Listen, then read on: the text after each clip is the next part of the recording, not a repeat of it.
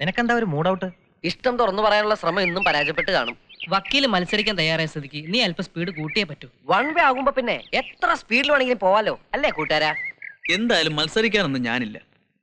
മനസ്സറിഞ്ഞ് ഇഷ്ടപ്പെടുന്നുണ്ടെങ്കിൽ മതി. എനിക്ക് ഉറപ്പാ അവൾക്ക് എന്നെ ഇഷ്ടമാണെന്ന്.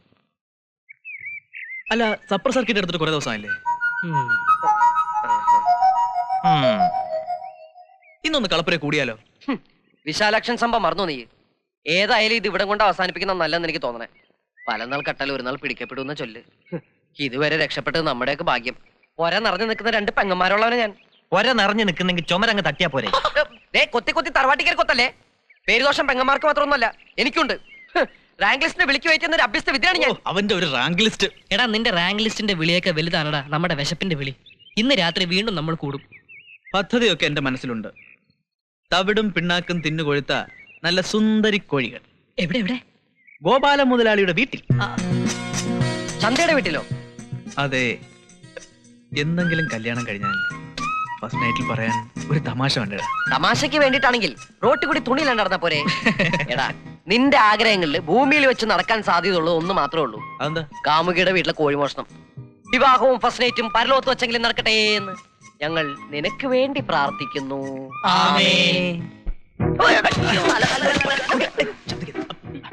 പിന്നെ കിഴക്ക് ഭാഗത്തേക്കാണ് പട്ടിക്കോട്, പിന്നെ വടക്ക് ഭാഗത്ത് പൊട്ടക്കണുണ്ട്, അത് സൂക്ഷിക്കണം. പിന്നെ സംഭവം കഴിഞ്ഞിട്ട് പടിഞ്ഞാറ്റ് വഴി പോയാൽ മതി. അപ്പൊ ഓക്കെ. അല്ല മുരളി, നീ എവിടേക്കാ? അവളൊന്ന് കാണാൻ. ഇപ്പൊ ഈ നേരത്തോ? അവൾ ഉറങ്ങുന്ന ഒന്ന് കാണാൻ. സുന്ദരിമാർ സ്വയം മറന്നുറങ്ങുന്നത് കാണാൻ ഒരു പ്രത്യേക ചന്തം ഉണ്ടെന്നേ എവിടെയോ വായിച്ചിട്ടുണ്ട്. പോയിട്ട് ഞാനും വരാം. അയ്യടാ, അതെ, നിനക്ക് ശരിക്കും വട്ടുണ്ടോ? അവൻ പോയി. ഏതായാലും വന്നല്ലേ, നമുക്ക് പണി തുടങ്ങാം. കോഴിക്കോട് എവിടെ എന്നെ സ്മെല്ല് പിടിച്ചോ? എനിക്ക് കോൾഡാ.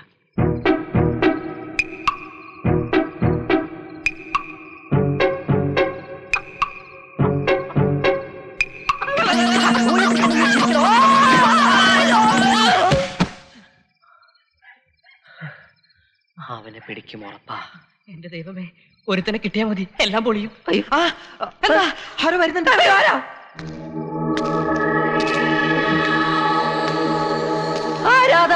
തുറന്നു പറയൂ.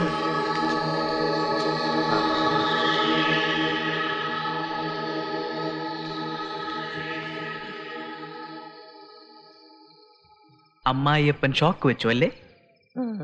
നീ എങ്ങനെ രക്ഷപ്പെട്ടു? എന്താ നിന്റെ കയ്യില്? തൂവൽ. എന്റെ പിടക്കോഴിയുടെ മനോഹരമായ തൂവൽ.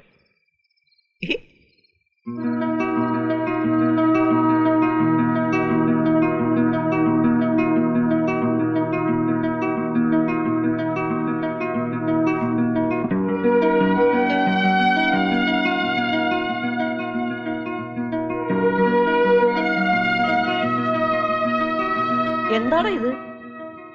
അവളുടെ പാവാടയും ബ്ലൗസും ഞാൻ മോഷ്ടിച്ചു. ഇതണിഞ്ഞ് അവളെ കാണാൻ എന്ത് സൗന്ദര്യമാണെന്നോ. ശരിയാണ്. തുടരുത്, അത് അവളല്ലേ പറയേണ്ടത്, നീയാണോ? അവിടുന്ന് ഞങ്ങൾക്ക് അടിച്ച ഷോക്ക് നിനക്കായിരുന്നെങ്കിൽ നിന്റെ വട്ടെങ്കിലൊന്നും മാറി കിട്ടും. അതെ, വാടാ. മനുഷ്യന് ഭ്രാന്ത് പിടിച്ചാൽ ചങ്ങലക്കിടാം, ചങ്ങലക്ക് ഭ്രാന്ത് പിടിച്ചാലോ ഉരുളിക്കിടാം.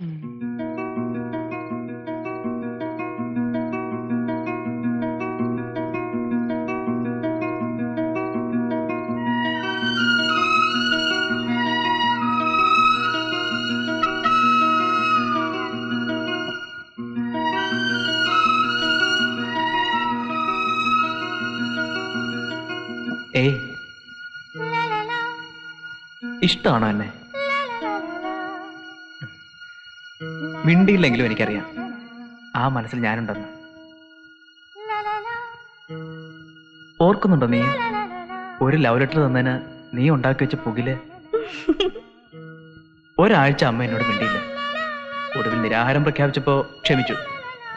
ദേഷ്യമായിരുന്നു എനിക്ക് നിന്നോട്. പക്ഷെ SSLC ഡിസ്റ്റിങ്ഷനോട് പാസ്സായപ്പോ ഒളിച്ച് നീ എനിക്ക് ചോക്ലേറ്റ് തന്നില്ലേ?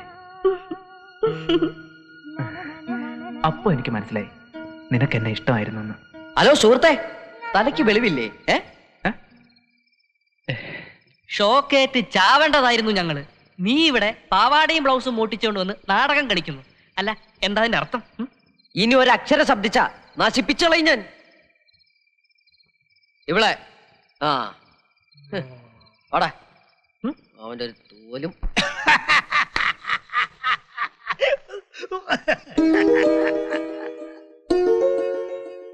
എന്താ പ്രസിഡന്റ് ഒന്നും മിണ്ടാത്തത്, എന്താ പ്രസിഡന്റ് ഒന്നും ചെയ്യാത്തത് എന്ന് നിങ്ങൾ ചോദിക്കുമ്പോ ഞാൻ അനങ്ങാണ്ടിരിക്കുകയാണെന്നാണോ നിങ്ങൾ ധരിച്ചത്? ബുദ്ധി പ്രവർത്തിപ്പിക്കുകയായിരുന്നു. ഗോപാലൻ മുതലാളിക്ക് ഇങ്ങനെ ഒരു വേല ഒപ്പിക്കാനുള്ള സൂത്രം പറഞ്ഞു കൊടുത്തത് ഞാനാണടോ, ഞാനാ. ഇപ്പോഴെങ്കിലും എന്റെ പ്രിയപ്പെട്ട നാട്ടുകാർക്ക് മനസ്സിലായല്ലോ ഈ വിശാലകക്ഷൻ നിരപരാധിയാണെന്ന്. പറയാറായിട്ടില്ല. ഷോക്കേറ്റവരിൽ ഒന്നെങ്കിലും ചത്ത് കാണും. 1-2 ദിവസം കഴിഞ്ഞാൽ ചീർത്ത് വീർത്ത് ആ ശവം പൊന്തും. ആ ശവത്തിന്റെ ബന്ധത്തിലൂടെയേ ബാക്കിയുള്ള കള്ളന്മാരെ കണ്ടെത്താൻ പറ്റുകയുള്ളൂ.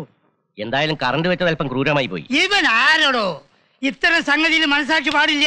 അതെ, ഉപ്പ് തിന്നവൻ ആരായിരുന്നാലും നാരങ്ങ വെള്ളം കുടിക്കും. ഈ പഞ്ചായത്തിൽ ഇതൊരു പാഠമാകണം. അതാണ് കറണ്ട് വെച്ച് കൊന്നിട്ടായാലും ആ കള്ളനെ പിടിക്കാൻ ഞാൻ ഏർപ്പാട് ചെയ്തത്.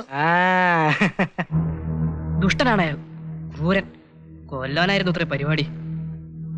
എന്തായാലും നമുക്ക് ഷോക്ക് വെപ്പിച്ച അയാൾക്ക് തിരിച്ചൊരു ഷോക്ക് ട്രീറ്റ്മെന്റ് ആവശ്യമാണ്.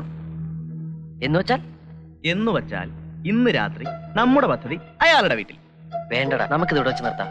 എന്താ റാങ്ക് ലിസ്റ്റിൽ പേരിലുണ്ടാ? അതുകൊണ്ടൊന്നുമല്ല, ഇത്ര ഇഷ്യൂ ആയ സ്ഥിതിക്ക് ഇനി വേറെന്തെങ്കിലും പ്രശ്നം ഉണ്ടായാലോ? ഈ ശരീരത്തിന് കൈയിനും കാലിനും പുറമെ നട്ടെല്ലെന്ന് പറഞ്ഞൊരു സാധനമില്ല. അല്പനാണ് അയാൾ. ഒരു തിരിച്ചടി അയാൾക്ക് ആവശ്യമാണ്. സ്വന്തം വീട്ടിൽ വെച്ചാവുമ്പോ ദുരഭിമാനം ഓർത്ത് സംഗതി പുറത്തു പറയില്ല.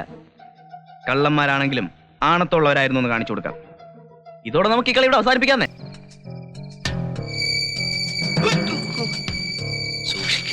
പരിസരബോധം വേണേ. എന്തൊരു നാറ്റം, കുളിക്കാറില്ലെന്ന് തോന്നുന്നു. ഉണ്ടാതെ വാടാ, എന്നോടല്ല.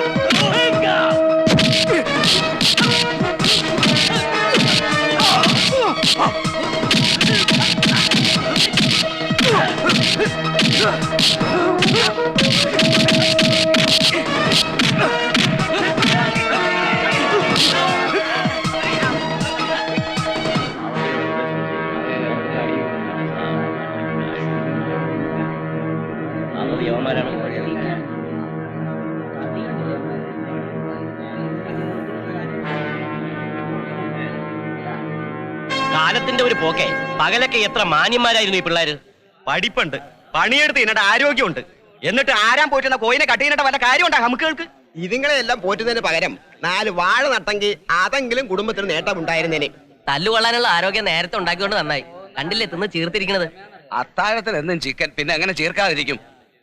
എന്റെ ഓപ്പോള് പോയിട്ട് 4 കോഴിയാ ഈ കൂർക്കന്മാര് തിന്നെ. ഒന്ന് മാറിക്കേ ഒന്ന് മാറിക്കേ. ആ കള്ളന്മാരെ വിശാലാക്ഷം വിശാലമായൊന്ന് കാണട്ടെ. 1 2 3 4 4 ഉണ്ട്. ഓർമ്മയുണ്ടോ ഈ മുതുക്?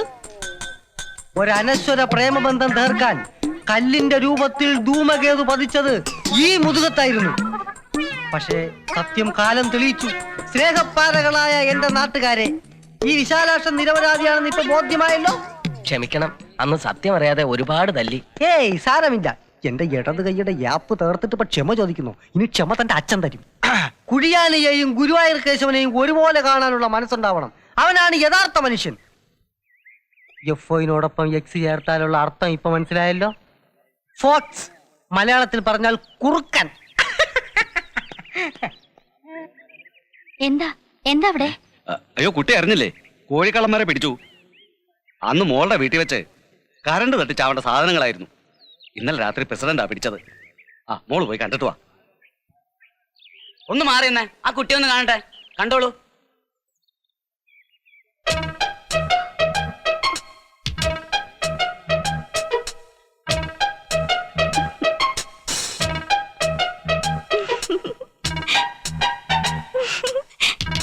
ആ കുട്ടി എന്തിനാ തിരിച്ചിട്ട് പോയത്? എന്താ സന്ധ്യ? കോഴിക്കള്ളന്മാരെ പിടിച്ചു, കെട്ടിയിട്ടിരിക്കുക. കോഴി അയ്യോ, കരിഭൂതം വരുന്നുണ്ട്.